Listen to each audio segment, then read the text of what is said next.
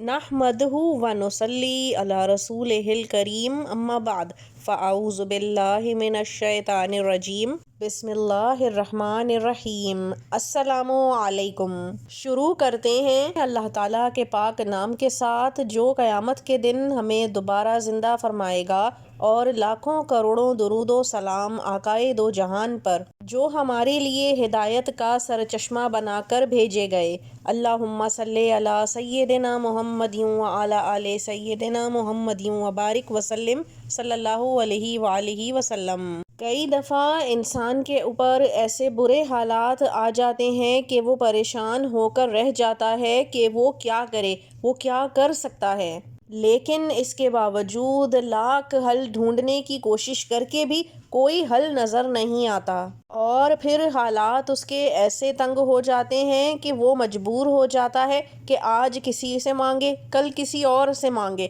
اور پھر ہاتھ مانگتے ہوئے اسے شرمندگی بھی محسوس ہوتی ہے۔ کس کس سے مانگے؟ لیکن انسان کو یہ یاد رکھنا چاہیے کہ اسے کسی کے سامنے ہاتھ پھیلانے کی ضرورت نہیں، بلکہ وہ صرف اور صرف اللہ تعالیٰ سے مانگے۔ جو کچھ بھی اس کو مانگنا ہے اللہ تعالیٰ سے مانگے، چاہے انسان کو اللہ تعالیٰ سے بار بار کیوں نہ مانگنا پڑے، کیونکہ اللہ تعالیٰ انسان کے بار بار مانگنے سے خوش ہوتا ہے، جبکہ مخلوق سے مانگو تو وہ تنگ پڑتے ہیں، بیزار آتے ہیں اور پھر رستہ کاٹنے لگتے ہیں۔ لیکن اللہ تعالیٰ کی واحد ایسی ذات ہے جو انسان کے بار بار مانگنے سے خوش ہوتی ہے، پھر چاہے روزی کا مسئلہ ہو، کاروبار میں تنگی ہو رہی ہو، جاب نہ لگ رہی ہو، خرچے پورے نہ ہوتے ہوں اور حالات بالکل تنگ ہوتے چلے جا رہے ہوں، تو اس کے لیے آج ہم آپ کو ایک ایسی دعا بتائیں گے جو کہ جب آپ پڑھیں گے تو آپ کی تمام حاجات پوری ہو جائیں گی، تمام تکالیف زندگی سے غائب ہو جائیں گی،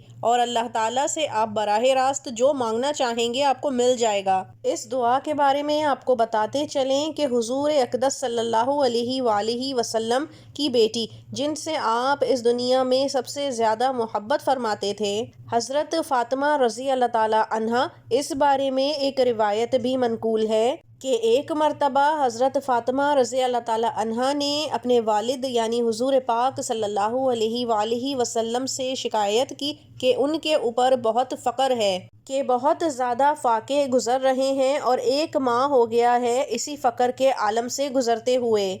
یہاں تک کہ چولہا جلانے کی نوبت تک نہیں آئی۔ آپ صلی اللہ علیہ وآلہ وسلم نے جب یہ حالات سنے تو آپ نے اپنی بیٹی حضرت فاطمہ رضی اللہ تعالیٰ عنہا سے فرمایا کہ اے بیٹی، اگر تم کہو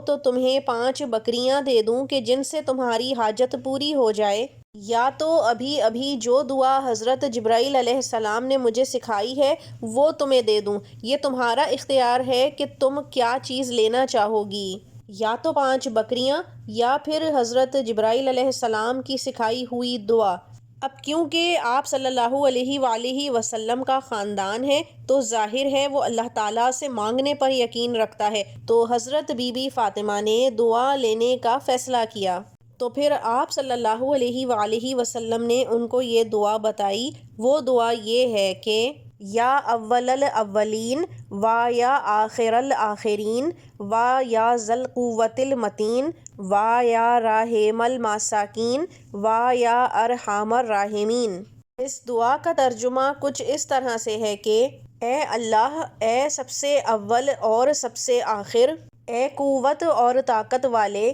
اے مسکینوں پر رحم کرنے والے، اور اے رحم کرنے والوں میں سب سے زیادہ رحم کرنے والے۔ سبحان اللہ، کیا بہترین ترجمہ ہے، اور جو کوئی اس طرح سے اللہ تعالیٰ سے دعا مانگے، اپنے آپ کو مسکین بنا کر اللہ تعالیٰ سے حاجت کے لیے ہاتھ اٹھائے تو اللہ تعالیٰ ہر حاجت پوری فرما دیتا ہے۔ آپ نے اس دعا کو وظیفے کی صورت کچھ اس طرح سے پڑھنا ہے کہ فجر کی نماز سے اور عصر کی نماز سے فارغ ہو کر اول و آخر 3 مرتبہ درود ابراہیمی پڑھنا ہے، اور درمیان میں 21 مرتبہ اس دعا کو پڑھ لینا ہے اور ہاتھ اٹھا کر اللہ تعالیٰ سے دعا مانگ لینی ہے۔ اللہ تعالیٰ آپ کی ہر حاجت، خاص کر رزق میں فراوانی، آپ کو ضرور عطا فرمائے گا انشاءاللہ۔ اللہ تعالیٰ ہم سب کی زندگیوں میں آسانیاں پیدا فرمائے، آمین۔ اب ہمیں اجازت دیجیے، وآخر الدعوانا ان الحمد للہ رب العالمین۔ اللہ حافظ۔